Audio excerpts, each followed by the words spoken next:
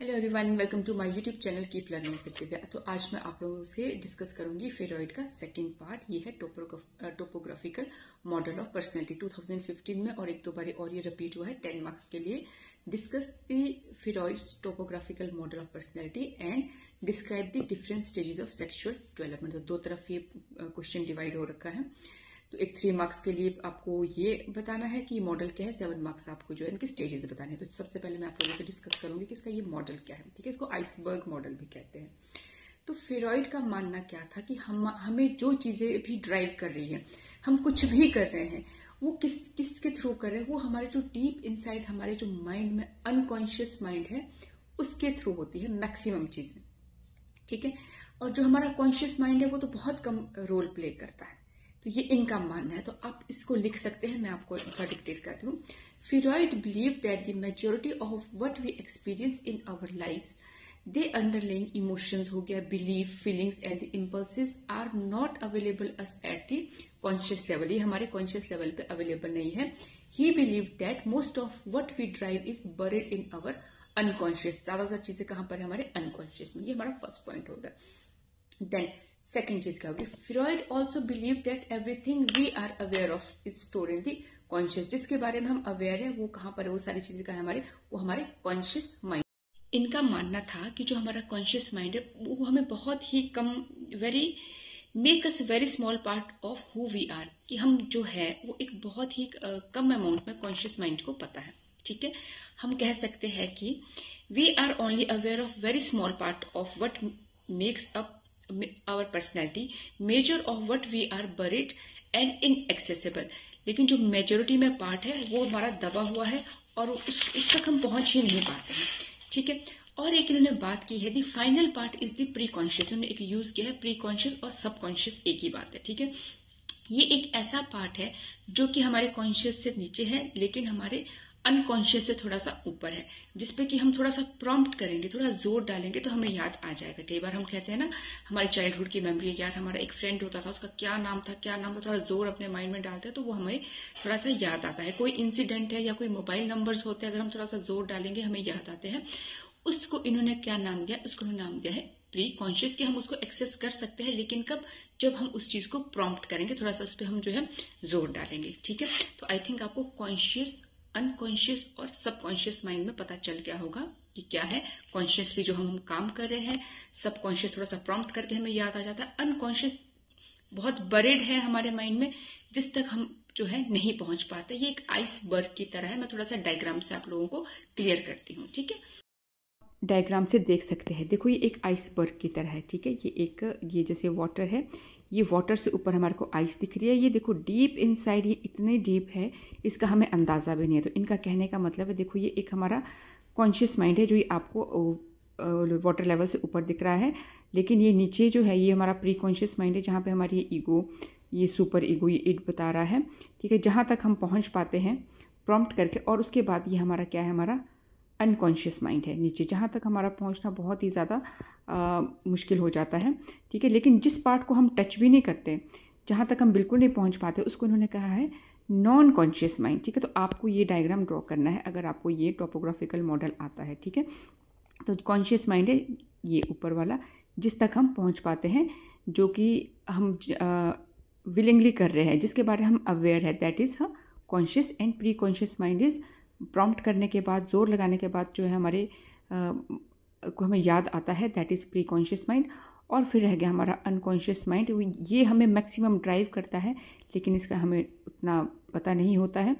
ठीक है, तो ये जो थ्योरी है ये इनके अकॉर्डिंग है। अब आई थिंक ये आप लोगों को यहाँ तक क्लियर हो गया होगा। नाउ अब हम डिस्कस करेंगे different stages of psychosexual development. तो इनकी जो 5 स्टेजेस है, इनके आपको नेम पता होने चाहिए और कौन सी स्टेज की ड्यूरेशन क्या रहती है और उस स्टेज के मेन फीचर्स क्या है वो आप लोगों को पता होना चाहिए। तो अब आप प्लीज ध्यान से सुनिए। First stage is oral stage. Oral stage जैसे बच्चा पैदा होगा 0 to 18 मंथ, मतलब 1.5 साल तक।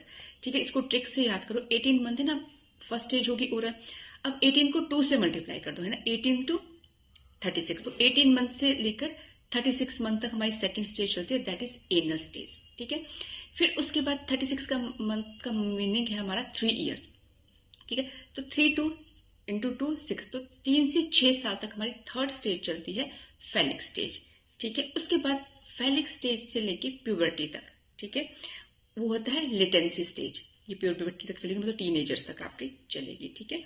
उसके बाद आते हैं हमारी 6 टू प्यूबर्टी होगी हमारी लेटेंसी। उसके बाद आती है हमारी जेनिटल स्टेज, और ये फिर प्यूबर्टी ऑन, फिर चलती जाएगी मैचुरेशन तक, ठीक है।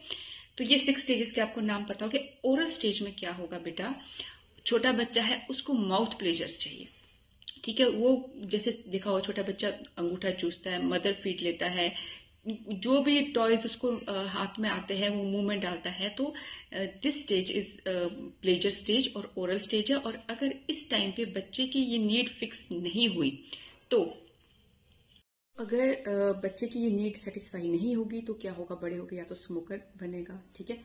कई कुछ लोगों को आपने देखा होगा नेल बाइट करते हैं, है ना, पेन मुंह में डालते हैं, इस तरह की उनको मतलब माउथ प्लेजर है। तो इसलिए एक जो फीडिंग मदर होती है उनका एक फर्ज होता है कि एक बच्चे को अपने एक पर्टिकुलर टाइम तक अच्छे तरीके से जो है फीड कराना, फुली फिल्ड बच्चे को फीड कराए और एक पर्टिकुलर टाइम ऑफ पीरियड उनसे छुड़वा दे। कई बार जो भी सर्कमस्टांसेस रहते हैं जिन बच्चों से बहुत जल्दी फीड छूट जाता है तो उसके नेगेटिव इफेक्ट्स बाद में देखने को मिलते हैं, ठीक है। उसके बाद आता है बेटा हमारा सेकंड इज एनल स्टेज। ये है 1 से 3 साल तक की स्टेज में। इसमें फेरॉइड के मुताबिक है कि इसमें बच्चा जो अपने बाउल मोमेंट रोक के ना इंजॉय करता है। देखा होगा कि बहुत सारे बच्चे जो है टॉयलेट जाना नहीं पसंद करते, कहते हैं नहीं हमने नहीं जाना है, रोकते हैं। तो toilet training is primary issue with children and parents. एक पेरेंट्स और चिल्ड्रन के बीच एक बहुत ही एक कॉन्फ्लिक्ट जैसा हो जाता है। देखिए इसमें बच्चे को है बहुत ही प्यार से टॉयलेट ट्रेनिंग करानी चाहिए, फिर जाके बच्चा अपने आगे वाली लाइफ में स्टेबल होगा। अगर एक्सेस प्रेशर डाल के उसके ऊपर हम ये सब चीजें करवाएंगे तो क्या होगा, बच्चा जो है आगे जाके एक तो ऑर्डर देने वाला बनेगा और बहुत ही ज्यादा क्लीनलीनेस फ्रीक बन जाएगा कि बस उसको हर वक्त सफाई का बहुत ही फोबिया जैसा रहेगा। अगर हम बिल्कुल ऐसा लेजी छोड़ देंगे तो बच्चा आगे जाके कैसा बन जाएगा, मैसी बन जाएगा और उसका डिस्ट्रक्टिव बिहेवियर रहेगा लेटर लाइफ में। तो इसलिए बच्चे को नॉर्मल वे में ही सब कुछ कराएं, ना प्रेशर बहुत ज्यादा डाले ना बहुत लेजी उसको छोड़े, ताकि जो है अपने आने वाली लाइफ में वो स्टेबल रहे। This is according to Freud, ठीक है। चलिए उसके बाद आता है हमारा थर्ड स्टेज आती है हमारी बेटा फेलिक स्टेज। ये कब से शुरू हो जाती है, 3 to 6 ईयर में। इसमें आपने देखना अकॉर्डिंग टू फ्रॉइड है, इस थ्योरी पे बहुत ज्यादा कॉन्फ्लिक्ट भी हुए थे, काफी कॉन्ट्रडिक्शन भी हुई थी। इसमें उनका कहना है कि तो जो मेल बेटा होगा वो अपने मदर की तरफ बहुत ज्यादा अट्रैक्टेड होगा और जो बेटी होगी वो अपने फादर की तरफ जो है ज्यादा अट्रैक्टेड होगी। इसका कहने का मतलब है कि जो बच्चे हैं वो अपने अपोजिट सेक्स के प्रति काफी ज्यादा अट्रैक्ट फील करते हैं, ठीक है। तो जो बॉय एक्सपीरियंस करता है अपने मदर के प्रति उसको कहते हैं ऑडिपल कॉम्प्लेक्स, और गर्ल्स एक्सपीरियंस उसको कहते हैं इलेक्ट्रा कॉम्प्लेक्स, ठीक है। तो एक कुछ स्टोरी भी थी कि अपने फादर से एक लड़का बहुत ज्यादा जेलस करता था, तो पता नहीं उसका उन्होंने कुछ मर्डर कर दिया था। ये एक इन्होंने इसके एग्जाम्पल्स दिए थे। तो अब हमने जितना इसमें लिखा है हम उतना ही बताएंगे। उसके बाद क्या करता है, बच्चे में सुपर ईगो जो है डेवलप हो जाती है इस कॉन्फ्लिक्ट को ओवरकम करने के लिए कि भाई नहीं ऐसा नहीं है, और साथ के साथ वो अडेप्ट कर देता है। Children adapt the values and the characteristic of the same sex parent. जैसे बेटा अपने फादर के साथ रहता तो फादर की कैरेक्टरिस्टिक अडेप्ट कर लेगा, बेटी मदर के साथ है तो मदर के कर देगी। तो उनके अंदर एक सुपर ईगो आएगा कि नहीं ऐसा नहीं है, कॉन्फ्लिक्ट नहीं करना है, कि we are of the same sex, तो we have to develop such type of the characteristic. This is according to Freud, I am saying it again, ठीक है। Now next is fourth, that is latent stage. Latent stage में क्या होगा, ये हमारा 6 to 11 years तक चलती है। इस स्टेज में जो सुपर ईगो हमारी फेलिक स्टेज में स्टार्ट हुई थी वो ग्रो करती जाती है, और जो बच्चों की वो इट एनर्जीज थी वो कहीं ना कहीं सुप्रेस हो जाती है। जिद करने वाली सब चीजें जो लिबिडो वगैरह जो भी थी वो सब सुप्रेस हो जाती है, और चाइल्ड क्या करता है अपना सोशल सर्कल डेवलप करता है। वैल्यूज देखना, बच्चा भगवान की तरफ भी ज्यादा जाता है, देखेगा मेरे पेरेंट्स पूजा पाठ बहुत कर रहे हैं, वो भी बहुत पूजा पाठ करने लग जाएगा ना।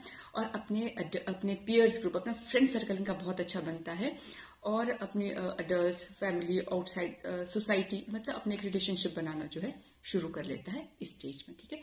Then we have last next stage is genital stage. अब ये है हमारा 6 to 11 हमारी लेटेंट स्टेज होगी। उसके बाद 11 to 18 ईयर्स हमारी जेनिटल स्टेज होगी। इसमें क्या होगा, इसमें प्यूबर्टी आनी शुरू हो जाएगी, ठीक है। बच्चों में हार्मोनल चेंज हो जाएगी और फिर से लिबिडो एक्टिव हो जाएगी। During this stage people develop a strong interest in opposite sex, जैसे कहते हैं एडोलेसेंट है तो इस टाइम पे अफेयर, लव अफेयर बहुत ज़्यादा चलते हैं। तो if development has been successful to this point, individual will continue to develop into the well balanced person. अगर तो आगे अपना लाइफ पार्टनर बनाएंगे, अगर अच्छे से ये रिलेशनशिप अच्छा चलता है, तो मतलब कि इसमें यही चीज़ देखा जाता है कि इसमें अपोजिट सेक्स के लिए बहुत ज़्यादा अट्रैक्शन होगा इस स्टेज में। ये हमारी 5 स्टेजेस है, तो ये आई थिंक आप लोगों को बहुत अच्छे से समझ। So this is all about Freud topographical model and the psychosexual stages. अब आप लोग इसको पढ़िए एक बार अपनी इग्नो की बुक से या कोई भी रेफरेंस बुक से आप इसको देखना, आपकी बहुत इजी लैंग्वेज में लगेगा क्योंकि मैंने आपको अपने लैंग्वेज में समझाया है। सो आप अच्छे से तैयारी कीजिए। मैं नेक्स्ट देखूंगी कि मुझे जो भी वेरी इंपॉर्टेंट टॉपिक लगेगा ऐसे ही आप लोगों से डिस्कस करूंगी। So all the very best for your examination. अच्छे से अपनी तैयारी कीजिए। तो जल्दी लेके आती हूँ next video. Thanks for supporting my channel. और बस ऐसे ही देखते रहिए, इसी तरह से आप मुझे मोटिवेट करते रहिए। तो जल्दी लेके आती हूँ next video. So thank you.